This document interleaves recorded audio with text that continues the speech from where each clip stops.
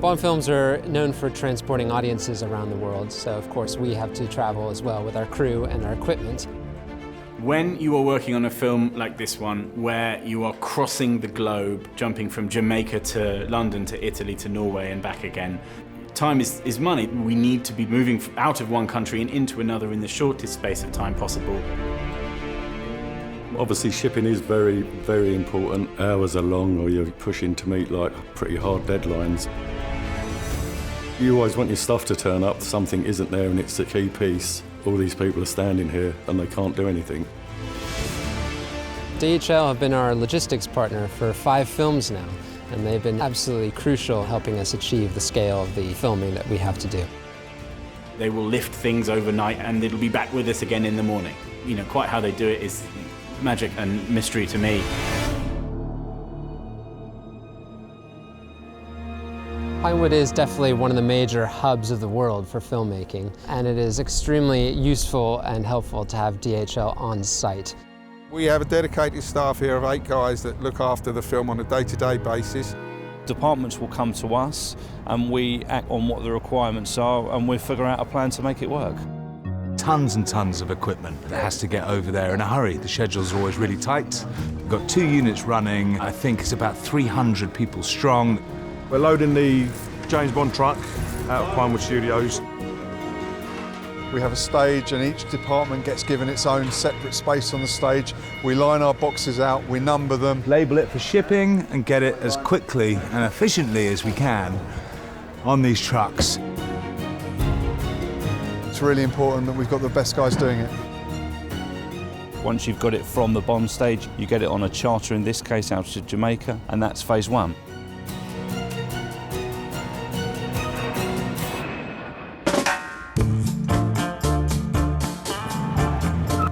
Well, originally we went into Kingston, the capital of Jamaica, but then they relocated to Port Antonio, which was on the other side of the mountains, which was about a 3-hour drive.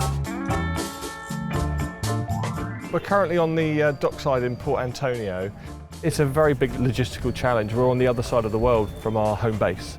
It's really exciting to be in Jamaica and to be part of that kind of Bond legacy and Bond history, which started with Ian Fleming writing the books here.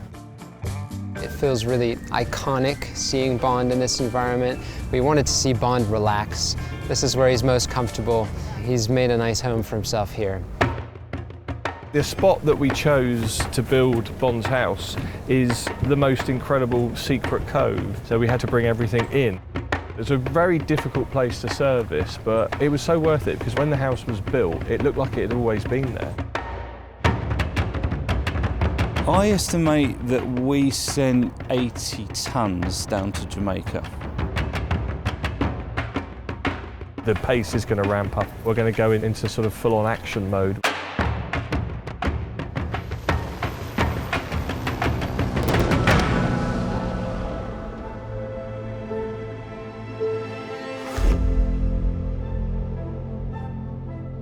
Matera is an amazing and magical, very special place.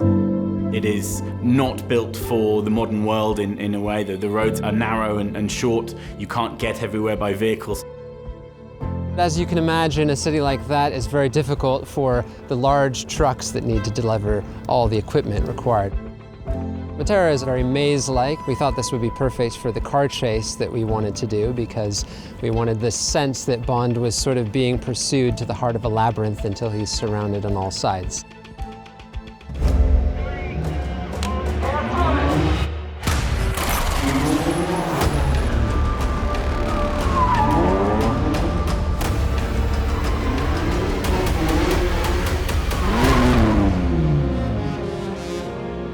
So now that the production's finished, it's time to leave the Pinewood Studios, the home of Bond, and from there everything goes over to Megan Archive. We're at one of our archive spaces, and it contains over 6 decades of film history. It goes all the way back to the 1950s, to the first edition Ian Fleming novels.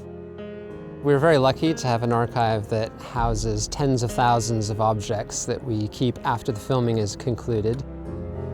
In this film, compared to the last one, it's very prop heavy. This is something that's come from the prop department. It's the first prop from No Time to Die. When the archive gets really busy is during the theatrical release of a new film. We do exhibitions, and each one is unique, so the transportation and the delivery depends on specific needs of that particular exhibition. Our shipping requirements were handled by DHL. Our earlier things are irreplaceable, and nothing has ever been damaged.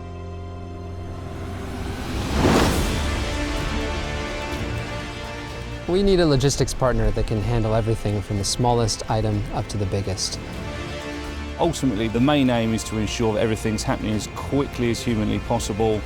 It is enormously rewarding when something goes well. We can see that the hard work's paid off. DHL were really good, everything arrived on time. 10 times out of 10, in my experience, it gets there unharmed, which we're very grateful for. It is a different production from a lot of the other films that we've worked on. There's very few films where you're brought in at such a level. Even though the scale of these productions is enormous, we do really have a strong sense of family, and that extends also to our partners who are part of our extended family.